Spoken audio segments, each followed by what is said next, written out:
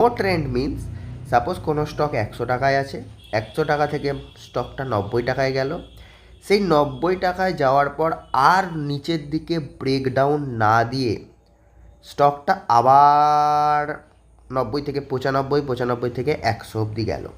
100 অবধি যাওয়ার পর আমাদের ফার্স্ট প্রাইস পেয়ে গেলাম 90, অ্যান্ড ওপর দিকে আমরা পেলাম 100। 100 থেকে আবার রিজেকশন খেয়ে আমাদের আবার 90 এসে ঠেকলো, 90 থেকে আবার ওপর সাইডে গিয়ে 100তে ঠেকলো। এই যে একবার, দুবার, তিনবার, চারবার ঠেকলো, এখানে আমরা একটা জোন বানিয়ে নেব, যেটাকে আমরা বলবো সাইডওয়েজ জোন।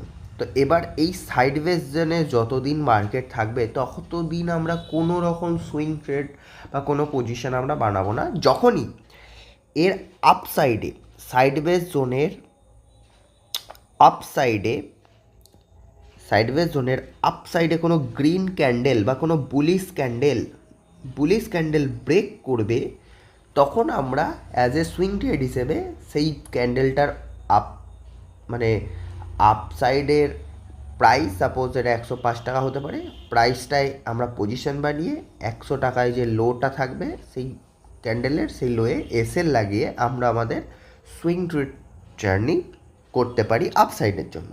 আর ডাউন সাইডের জন্য যদি আমি বলি, ডাউন সাইডের জন্য আপনি যদি কোনো রেড ক্যান্ডেল এই জোনটাতে ব্রেকডাউন দেয়, সেই জোনের ব্রেকডাউনে 90 টাকা রয়েছে, 90 টাকা থেকে সাপোজ 85 টাকা কি 80 টাকায় একটা ব্রেকডাউন এলো, এখানে আমরা অ্যাজ এ সুইং পজিশন হিসেবে 80 টাকায় সেই জিনিসের স্টক অপশনে, কারণ সেল সাইডে সুইং ট্রেড একমাত্র স্টক অপশনে আমরা করতে পারবো।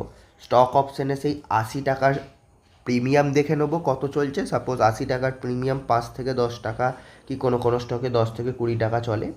তো সেই স্টকের স্টক অপশনে গিয়ে আমরা সেই প্রিমিয়াম বাই করব। এবার কোয়ান্টিটি যেরকম দেওয়া থাকবে, কোনো কোনো স্টকে 50টা কোয়ান্টিটি বাই করতে হয়, কোনো কোনো স্টকে 500টা কোয়ান্টিটি একবারে বাই করতে হয়। তো সেই স্টকের স্টক অনুযায়ী সেই স্টকের অপশানে আমরা অ্যাজ এ সুইং আমরা ট্রেড করতে পারবো। That's it, clear. এরপর আসবো trend line. Trend line identify করা শিখতে হবে। মার্কেটের ট্রেন্ড আইডেন্টিফাই তো সবাই করতে পারে, ট্রেন্ড লাইন আইডেন্টিফাই হচ্ছে ফার্স্ট আমরা যে হাইটা পাচ্ছি